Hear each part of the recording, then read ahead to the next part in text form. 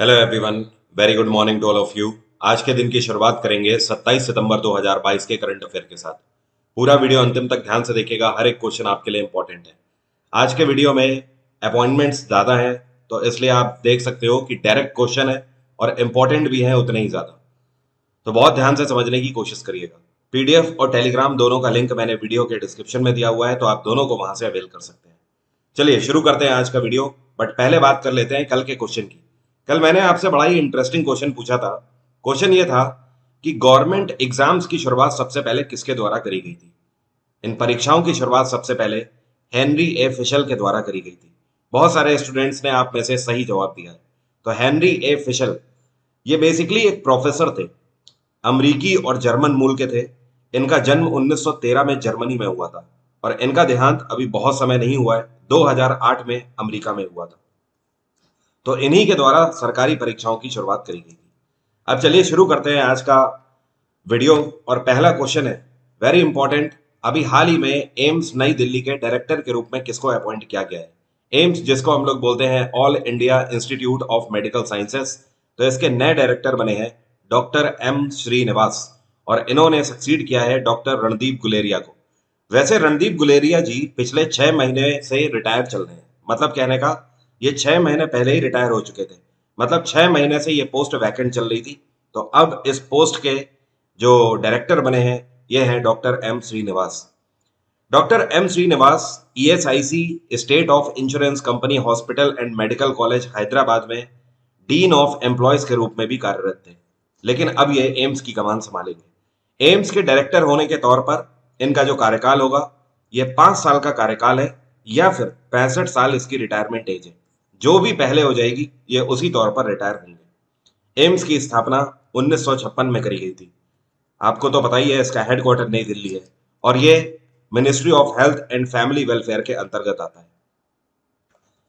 अगला क्वेश्चन है Indian council of medical research मतलब आईसीएमआर के नए डायरेक्टर जनरल के रूप में किसको अपॉइंट किया गया है। तो आईसीएमआर में डायरेक्टर जनरल का पद संभालेंगे डॉक्टर राजीव बहल। और यहां पर डॉक्टर राजीव बहल साहब ने सक्सीड किया है डॉक्टर बलराम भार्गव को। इनको अगले 3 साल के लिए आईसीएमआर में अपॉइंट किया गया है। आईसीएमआर की स्थापना 1911 में करी गई थी और इसका हेडक्वार्टर है नई दिल्ली। और ये जो राजीव बहल साहब है ये इससे पहले director general and secretary of department of health में कार्यरत थे, लेकिन अब ये आईसीएमआर की कमान संभालेंगे। अगला क्वेश्चन है अभी हाल ही में ये पहला कौन सा ऐसा बैंक बन गया है जिसको रिजर्व बैंक ऑफ इंडिया की तरफ से रुपए में ट्रेड करने के लिए अप्रूवल मिल गया है। रिजर्व बैंक ऑफ इंडिया ने यूको बैंक को अप्रूवल दिया है कि यह रुपए में ट्रेड करेंगे। आपको पता है जब रुपए में ट्रेडिंग होती है तो उसके लिए वॉस्त्रो अकाउंट खोला जाता है। कौन सा अकाउंट? Vostro account. यहाँ पर जो वॉस्त्रो वर्ड है ये एक तरीके का लैटिन वर्ड है और इसका मतलब होता है योर्स। क्या होता है? योर्स। तो योर्स अकाउंट, वॉस्त्रो अकाउंट का मतलब योर्स अकाउंट। और इसके लिए यूको बैंक ने एक बैंक है जिसका नाम है गजप्रॉम बैंक। क्या नाम है? गजप्रॉम बैंक। इस बैंक के साथ पैक्ट साइन किया है। ये एक रशियन ट्रेड सेटलमेंट बैंक है और इन दोनों बैंकों के बीच में अब जो बैंकिंग होगी वो वॉस्त्रो अकाउंट के तहत होगी। मतलब इसका सीधा सा कहना है नेशनली कुछ भी इन्वेस्टमेंट करते हो तो वो आपको ज्यादातर डॉलर पे करना होता है। तो कहने का मतलब ये है कि अब ये पहली बार एक ऐसा मॉड्यूल या प्लेटफॉर्म बन जाएगा जहां पर लोग रुपए में भी ट्रेड कर पाएंगे। इसका सीधा फायदा भारत की अर्थव्यवस्था पर पड़ेगा। यूको बैंक की स्थापना 1943 में करी गई थी। इसका हेडक्वार्टर है कोलकाता। और यूको बैंक का पहले पूरा नाम चलता था, इसको यूनाइटेड कॉमर्शियल बैंक के नाम से जाना जाता है, बट अब इसे शॉर्ट में यूको बैंक बोला जाता है। अगला क्वेश्चन है भारत सरकार के द्वारा स्वच्छ वायु सर्वेक्षण नाम का जो प्रोग्राम है इसको लॉन्च किया जा रहा है और इसमें टारगेट लिया जा रहा है कि 2025 से 26 के सत्र तक कितने ऐसे शहर हैं जिनकी एयर क्वालिटी इंप्रूव करी जाएगी। मतलब जो हवा की गुणवत्ता है, आज की डेट में एयर पॉल्यूशन एक सबसे बड़ी समस्याओं में से एक है हमारे सामने। तो भारत सरकार स्वच्छ वायु सर्वेक्षण प्रोग्राम के तहत भारत के कितने शहरों को टारगेट कर रही है। तो इसके पहले फेज में 131 शहरों को टारगेट किया जा रहा है। अब इसमें से 131 में से 47 ऐसे शहर हैं जिनकी पॉपुलेशन 1 मिलियन से ज्यादा है, मतलब 10 लाख से ज्यादा है। 44 इसमें ऐसे शहर हैं जिनकी पॉपुलेशन 3 लाख से 10 लाख के बीच में है। और बचे हुए 40 ऐसे शहर हैं जिनकी पॉपुलेशन 3 लाख से कम है। बात आ रही है समझ? तो इस कैटेगरी में डिवाइड करके टोटल अगर देखा जाए 47, 44 और 40, तो 131 शहरों को टारगेट कर रही है भारत सरकार। मेन मकसद यह है कि 2026 तक जितना भी पॉल्यूशन है इन शहरों में, एयर पॉल्यूशन, उसको 40% तक कम से कम गिराना। डब्ल्यूएचओ की रिपोर्ट आई थी जिसके तहत यह बताया गया था कि एक मानक है, एयर क्वालिटी का जो मानक होता है वो पीएम में नापा जाता है। तो PM 2.5 should be more than 5 microgram पर क्यूबिक मीटर। कहने का मतलब यह है कि डब्ल्यूएचओ की रिपोर्ट यह बताती है कि जो पीएम 205 मानक है ये ज्यादा नहीं होना चाहिए पर क्यूबिक मीटर में 5 माइक्रोग्राम से, जो कि हमारे शहरों में बहुत ज्यादा है। तो इसकी वजह से एयर पॉल्यूशन काफी है। और एक इंटरेस्टिंग फैक्ट, 2021 की जो वर्ल्ड एयर क्वालिटी रिपोर्ट आई थी उसमें भारत ने 117 देशों में 5वीं रैंक सिक्योर करी थी। मतलब भारत के शहरों में सबसे ज्यादा पुअर एयर क्वालिटी है, 5वें नंबर पर पूरे वर्ल्ड में। तो इन सारी चीजों के चलते भारत सरकार इसको एक कंसर्न के तौर पर ले रही है और 2026 तक एयर क्वालिटी को इंप्रूव करना है। अगला क्वेश्चन है, ये कौन से भारतीय मूल की ऑथर और कवि हैं जिनको सम्मानित किया जाएगा हरमन कैस्टीन प्राइज से, जो कि पेन सेंट्रे जर्मनी के द्वारा इनको दिया जाएगा? तो ये हैं मीना कांदासामी। क्या नाम है? मीना कांदासामी। 38 वर्षीय ऑथर है और ये पोएट है। इनको ये सम्मान आने वाले 15 नवंबर को दिया जाएगा एक सेरेमनी के दौरान वहां पर। और जो अवार्ड प्राइज इनको मिलेगा इसके साथ वो 20,000 पाउंड मिलेंगे। कितने? 20,000 पाउंड। इसके अलावा अगर इनकी बात करी जाए तो बेसिकली ये एक एंटी कास्ट एक्टिविस्ट है। कास्टिज्म के खिलाफ काफी सारी इन्होंने मुहिम चलाई हुई है, इन्होंने लिखा भी है बहुत कुछ कास्टिज्म के खिलाफ। और इनका जो फोकस होता है वर्क में वो जेंडर डिस्क्रिमिनेशन, कास्ट डिस्क्रिमिनेशन, इन सारी चीजों पर धावा बोलना होता है। और इनकी काफी प्रसिद्ध बुक्स और नॉवेल्स भी हैं, जैसे कि एक काफी फेमस है जिसका नाम है तमिल टाइग्रेसिस। क्या नाम है? तमिल टाइग्रेसिस। इसके अलावा एक है जिसका नाम है आयंकली। इसी तरीके से एक और फेमस नॉवेल है जिसका नाम है टच। तो ये सब इनकी फेमस नॉवेल है। बाकी अगर पेन सेंट्रे जर्मनी की बात करी जाए तो इसकी स्थापना 1925 में करी गई थी। और ये world wide association of writers जिसकी स्थापना 1921 में करी गई थी उसी का पार्ट है। बाकी अगर बात करें पेन सेंट्रे जर्मनी की, तो एक तरीके से आप ऐसे समझ लो कि पूरे दुनिया में ये एक ऐसी संस्था है जो कि बेहतरीन राइटर्स को ओवर द प्लेटफॉर्म मौका भी देते हैं, उन्हें सम्मानित भी करते हैं। इसका हेडक्वार्टर जर्मनी के अंदर ड्रेम्स्टेड है। अगला क्वेश्चन है, अभी हाल ही में बेंगलोर के अंदर integrated cryogenic engine manufacturing facility का उद्घाटन किया गया है। इसको बनाया गया है कितनी लागत से?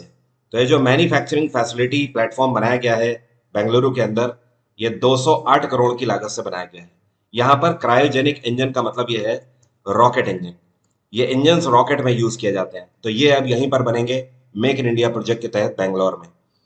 27 सितंबर को इसका उद्घाटन किया जाएगा राष्ट्रपति द्रौपदी मुर्मू के द्वारा। और 27 सितंबर तो आज ही है, मतलब आज ही इसका इनॉग्रेशन होना है। और यहाँ पर जो पूरा इसको मैन्युफैक्चर किया गया है इंजन मैन्युफैक्चरिंग यूनिट को, ये हिंदुस्तान एरोनॉटिक्स लिमिटेड के द्वारा बनाई गई है। एचएएल की स्थापना 1940 में करी गई थी। इसका हेडक्वार्टर है बैंगलोर और एचएएल के चेयरपर्सन है आर माधवन। क्या नाम है? आर माधवन। अगला क्वेश्चन है, अभी हाल ही में वर्ल्ड फार्मासिस्ट डे कौन से दिन मनाया गया? तो यह दिवस मनाया हम लोगों ने 25 सितंबर को। इस दिवस को बनाने के पीछे का मेन उद्देश्य यह है कि फार्मेसी को प्रमोट करना। 2022 की इस बार की थीम थी pharmacy United in action for a healthier world. Next question है, जो आपको पिक्चर में दिख रहे हैं इनका नाम है वैलेरी व्लादिमीरोविच प्लाइकोव। तो अभी इनका निधन हो गया रिसेंटली।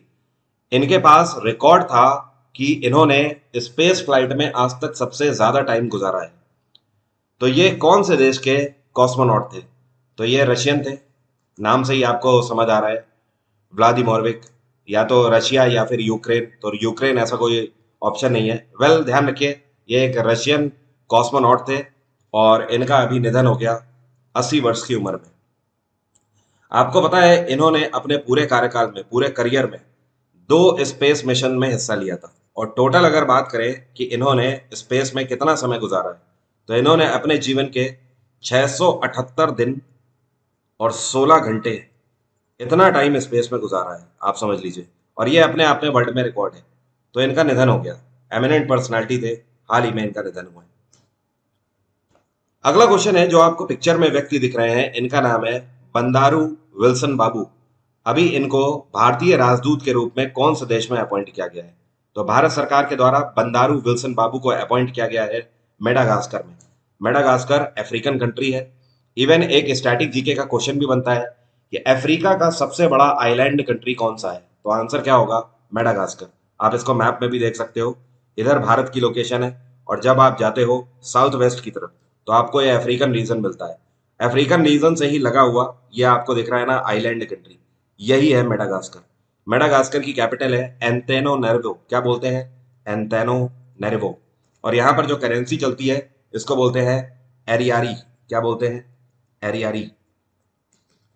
और इन्होंने सक्सीड किया है अभय कुमार जी को। इनसे पहले यहाँ पर आईएफएस अधिकारी अभय कुमार थे, अब वो यहाँ से ट्रांसफर हो गए।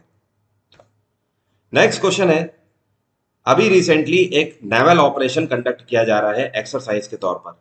इसको बोलते हैं operation southern readiness of combined maritime forces. ये पोर्ट विक्टोरिया में आयोजित किया जा रहा है। इसमें भारत की तरफ से कौन सा आईएनएस हिस्सा लेने पहुंचा है? तो भारत की तरफ से आईएनएस सुनैना गया है यहाँ पर हिस्सा लेने। और ये एक ऐसी एक्सरसाइज है जिसमें और भी कंट्रीज हिस्सा ले रहे हैं, बट भारत पहली बार हिस्सा ले रहा है। इसमें अमेरिका हिस्सा ले रहा है, इटली हिस्सा ले रहा है, ब्रिटेन भी यहाँ पर हिस्सा ले रहा है। इसके अलावा ऑस्ट्रेलिया हो गया, कनाडा, न्यूजीलैंड हो गया और स्पेन, इतने सारे देश यहाँ पर हिस्सा ले रहे हैं। तो भारत की तरफ से आईएनएस सुनैना यहाँ पर हिस्सा लेने के लिए पहुंचा है। और ये एक्सरसाइज कहाँ पर हो रही है? तो ये हो रही है सेशल्स में। कहाँ पर? सेशल्स। अगला क्वेश्चन है, रेल टेल के नए मैनेजिंग डायरेक्टर और चेयरपर्सन के रूप में किसको अपॉइंट किया गया है? रेल टेल बेसिकली एक पब्लिक सेक्टर यूनिट है और ये मिनी रत्न में कंसीडर करी जाती है। किसमें? मिनी रत्न में। तो इसके नए चेयरपर्सन और मैनेजिंग डायरेक्टर अब होंगे संजय कुमार। और रेल टेल की स्थापना साल 2000 में करी गई थी। इसका हेडक्वार्टर है नई दिल्ली। नेक्स्ट क्वेश्चन है, अभी हाल ही में एक रिपोर्ट आई है 2020 की। इस रिपोर्ट के तहत ये हमें पता लगा है कि भारत में 5 वर्ष से कम उम्र के जो बच्चे हैं, इनकी मृत्यु दर 35 से घटकर प्रति हजार में कितनी हो गई है? तो पहले 35 हुआ करती थी, मतलब 2019 में 35 थी प्रति हजार में, अब ये घटकर हो गई है 32। इसका सीधा सा मतलब यह है कि पहले ये कंडीशन थी कि भारत में 5 वर्ष से कम उम्र के बच्चों में प्रति हजार बच्चों में 35 बच्चे सरवाइव नहीं कर पाते थे। अब ये घटकर 32 हो गई है। तो ये अपने आप में एक खुशखबरी है। और ये इस वजह से हुआ है कि लगातार भारत सरकार के द्वारा जो कुपोषण से बच्चों को बचाने के लिए कैंपेन चलाए जा रहे हैं, इसी का हिस्सा मिशन इंद्रधनुष है, जिसके तहत बच्चों का प्रॉपर टाइम पर टीकाकरण किया जा रहा है। इन सारी चीजों से मृत्यु दर को हम कम कर सकते हैं। इसमें एक और फैक्ट ध्यान रखना है आपको, अगर फीमेल की बात करें, फीमेल बच्चों की या बेबी गर्ल की अगर बात करें, तो उनका जो मोर्टेलिटी रेट है ये 33 है। और अगर मेल मतलब बेबी बॉय की बात करें तो इनका है 31। मतलब ये कहने का कि प्रति 1000 में 33 बच्चियां सरवाइव नहीं कर पाती हैं, 33 बेबी गर्ल सरवाइव नहीं कर पाती हैं, और प्रति 1000 में 31 बेबी बॉय सरवाइव नहीं कर पाते हैं। ये जो रिपोर्ट है ये sample registration system statistical report 2020 के अंतर्गत लागू करी गई है। और सबसे ज्यादा जो केसेस देखने को मिले हैं, मतलब सबसे ज्यादा बच्चों की जो मौत होती है, वो उत्तर प्रदेश और कर्नाटक रीजन से है, आंकड़ा कहता है। अब मेरा आज का सवाल आपसे, आपको बताना है बुलेट प्रूफ स्क्रीन जो होता है उसमें कौन सा कांच यूज किया जाता है? पायरेक्स कांच, horn remained glass, heat strength glass, borosilicate glass, या फिर री इन्फोर्स ग्लास? कमेंट बॉक्स में जल्दी से मुझे लिखकर बताइए। और आप सभी के लिए एक बार फिर से ऑफर है, और अभी तक 20% चल रहा था, अब 30% का है 26 से लेकर 30 तारीख तक। तो आप 30 तारीख तक जो भी अगर आप प्लान कर रहे थे अनअकैडमी पर सब्सक्रिप्शन लेने का, तो आपके पास अच्छा मौका है। डिस्काउंट कोड आपको पता ही है, वरुण 777। इसकी मदद से आप कोई भी सब्सक्रिप्शन ले सकते हो, UPSC, IIT, JE, SSC, bank, railway, कोई भी XYZ, डिफेंस का कोई भी आप सब्सक्रिप्शन ले सकते हो। सब पर आपको 30% का फ्लैट डिस्काउंट मिलेगा। अपार्ट फ्रॉम दिस, मेरा जो जीएसजीके का फाउंडेशन बैच है वो भी चल रहा है, आपको उसका फायदा भी उसमें मिल जाएगा। आने वाले एसएससी एग्जाम के लिए फुल फ्लैश में मैं करंट अफेयर का बैच भी स्टार्ट कर रहा हूं, जिसमें पिछले 1 साल के मैं आपको करंट अफेयर पूरे कवर कराऊंगा एग्जाम से पहले।